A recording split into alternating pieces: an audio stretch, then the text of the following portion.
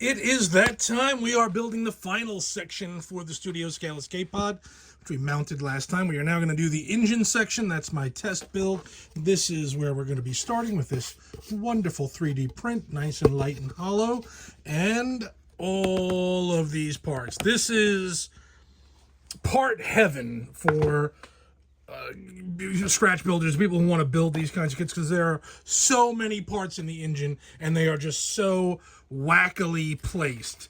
It is insane. You can tell this is probably the first part they did where they just started throwing everything at it, and then they, towards the end, were like, oh crap, we got a deadline, we got to speed this up, and they started moving other thing around. So you've getting these, let's go over the parts. You're getting this center plate. You will need a drill bit to drill these out to get the engine bases to fit in here. They not any crazy, just little bits, but you'll have to do it. They go this way. So we're gonna have to center that. So that's the first piece that goes down. On top of that is this little guy. Let's turn this around and even let's zoom in. Oh, look at that. You have this guy that goes on top of that. We have two of these little guys. Let's adjust this light. So these guys will go opposite-y, open to the bottom to the top, centered on top of this guy. Then we have four of these guys. Let's leave that out here for a minute. Four of these guys. Each one is slightly different. From what I was researching, it looked like most of them look like this a lot of times. I'm not even on frame. But there are other versions that I saw. So I did one of each type of version that I found, and did these in 3D print, because the kit for that is just impossible. It's crazy hard to find and expensive. Okay, so these guys will go something like that. We'll get all the placement down as we go. So these guys go there, and then everything else kind of fills in. Let's go through all of these little parts. So, let's see. There's so many things, I don't know where to start. This guy is this little ring. It goes on top of that, around there. Then you'll have... let's see. Let's just go. I'm going to go section by section. Let's just do... It's so hard to find what I'm looking for. We've got our main engines over here. These are 3D prints. I have the mold. I actually did these in resin. I found the originals, but it was so hard to get these out of the mold that I was destroying more of them than I was casting. So I just did a 3D print and said, to hell with it. That's probably going to be the easiest way. We are going to have four of these guys, these little engine pieces. They're going to go on here, on these corners. You've got... let's stick with the engine part. So this is the base, the engine base. The engine sits on top of this. They go on here. And then this big guy goes on top of that, like so. And then this guy goes inside there. This was, forever. This is months of research trying to figure these things out. And then this guy goes inside that. He's upside down now, but you get the idea. And then there's another part that I had to cut. On the newer 3D prints, they have a little tab inside here, but this was the test one, and so I just cut a piece of styrene, which is all it was. That'll glue in there once I find it. It's in here somewhere there. So this little piece of styrene will go in here like that, just to be funky for no good reason. Other than that's what they did. Then we have this little guy and this teeny tiny little guy. He goes on top of that like this, and this attaches to the side way down here on the bottom of this. And then there's a wire. It's just here, which attaches to the bottom of that and then runs down the engine. We'll show you all that in a minute. That should be the main engines. Then you have Oh, so many parts. I don't even know that it's worth going over all of them because there's just so many. These are the little side engines. You know, maybe I'll just show it on the other one. This goes inside that, and then there's a L-shaped pipe that goes on the side of that. And then there's a little tiny tab. I'm never going to find anything in here until I start actually going. One of these little guys that goes inside there. I'm telling you, this was the first thing they built because it's too complicated. Let's see. So this was my test build. This was 3D printed mostly, and then I found this file online. I bought it, built it, and this is what got me kicked off because it's good, but it wasn't 100% accurate. So then I started deep diving to replace everything. So this is what it's ultimately going to look like. And I've had to replace a lot of parts and different things, but and add things that were missing. This is what it's ultimately going to look like. And you can see there is just layer upon layer upon layer of things going on here. And this is what we're going to build. So this is where we are, including all these little plates around here and these little guys. These. We're going to go for it, and let's just get started. I'm going to clean these parts up and go from there. All right, for the drilling on these top ones, the big part I used, because I know a lot of people don't like to experiment, 5/32. For the bottom one, I used a 1/8. And then for these guys, the ones for the little side boosters, I used a 7/64. You can go a little bigger. I could have done this with a 1/8 and it would have been fine. These ones definitely 1/8, and this one just needed to be a little bit bigger. But that's it. That's the drilling done. I think I don't know that there was much more drilling. I think I did on some of these on my test. I drilled a little bit in the back just to stick these wires so that they would kind of be in something, just to have it a little bit more than just butting up against them and gluing. But that's about the extent of the drilling. As usual, we're using the same tools, nippers, X-Acto knife for cleanup stuff. I got a Sharpie for marking things. I brought down a little ruler just so I can get this centered. And sandpaper for cleanup. Obviously super glue to get everything down, and zip kicker to make the super glue bond instantly. We got all the parts cleaned up and ready, drilled out the holes. So now going to, I mean, you could do this in a lot of different sub-assemblies. I could build the booster rockets. We can do the big engines. So let's figure something out. I guess maybe we'll try that. We'll do sub-assembly. I'll build the boosters first because they're just a complete piece that'll be separate. I'll do the engines next because, again, big piece that sits separate.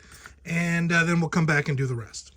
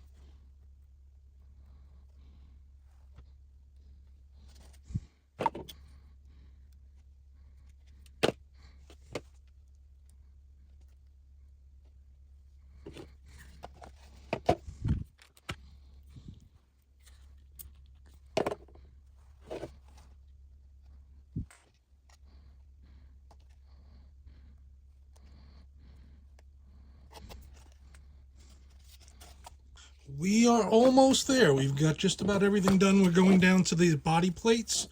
So there's a bunch of them included. I'm going through. I just held these one in place with the little clips just to see how far apart. One of these runs is 5 plates between these 2 cylinders. The other ones are all wacky because they're going to intersect something else, or there's going to be one of these is going to go on them. So I'm going to do this run first just because I know it's an uninterrupted 5, and then we'll go and figure out the other ones.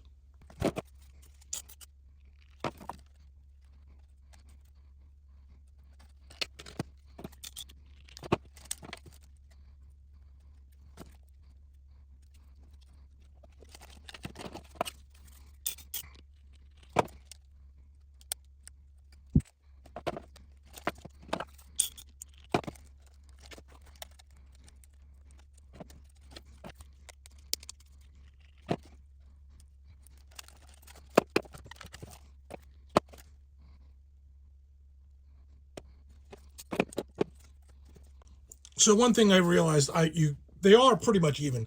You could just center this one here in the middle, whichever one goes under this viewport part, and then do the other 2 evenly spaced around it. That's probably the smart way to do it.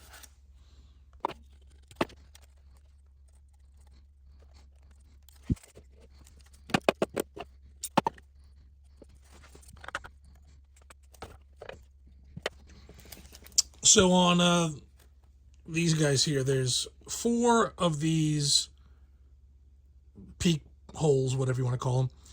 3 of them get these little O2 tanks.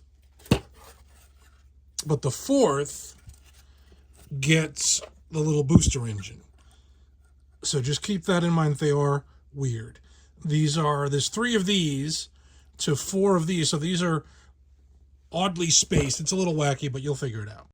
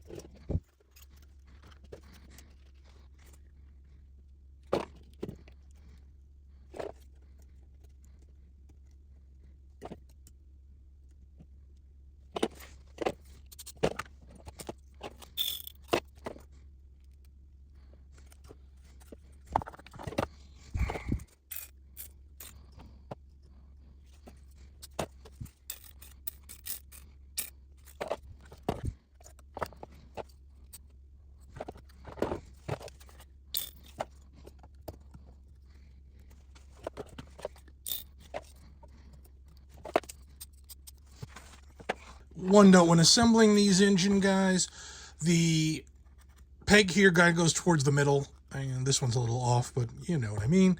And this should be kind of 90-degree from this line, kind of sticking out to the side, going around.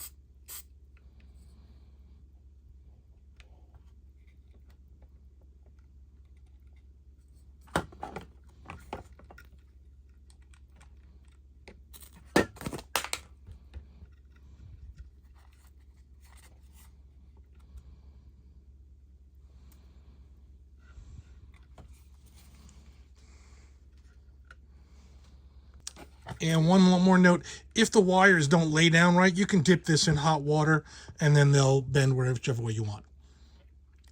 And I'm adding these now. You can add them after painting. They get painted yellow. I'm just going to paint everything and then go in and hand paint this yellow. I don't think it's going to be too big of a deal, but I just want to get it over with and done. All right, so this is Future Spat. This is after it's all done. I went back and looked over videos and checked out the piece and realized that I did screw up one of the measurements.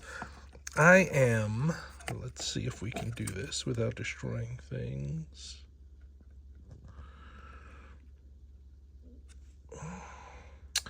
We are 8 millimeters short. So in reality, on this piece, this hole right there should meet up with this post from the L bracket.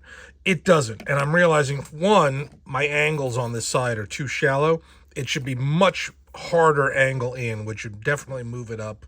I think with just that alone, I can probably move it 5 millimeters probably to get that angle, and then maybe the base, I think it's a little wide. It sticks out just a little bit more than it probably should. I can probably knock 2 millimeters off of that. And I think I can get it, close that gap without doing any major changes. So just keep that in mind when you're building it. The hole, I'm gonna zoom in.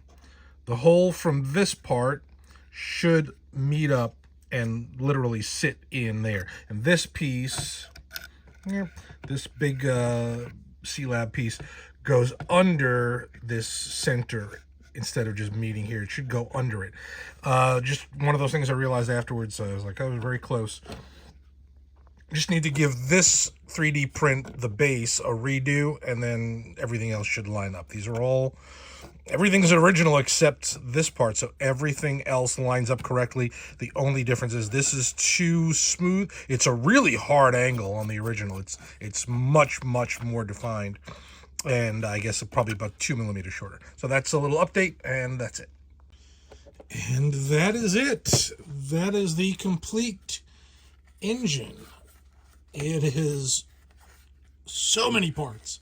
So many parts. And once we get it installed, let's see how this looks. Try and find, so there's so many parts.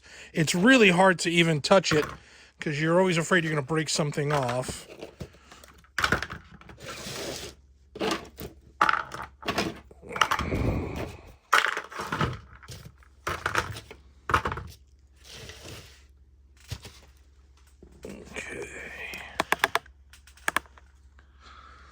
I'm not sure what angle it goes on, but if it's where these guys are in there, but we'll figure it out. But that's, oh, incredible. Incredible. That looks so good. All right, that's the last of the build. Next video, we'll be getting into paint. I'm going to leave this separate to paint separately. This will be one section of paint, and then the lid. I don't really see any reason to reattach it. I think it's probably safer just to leave it separate and paint it that way. So the next step will be paint, then some weathering, decals, and we're done.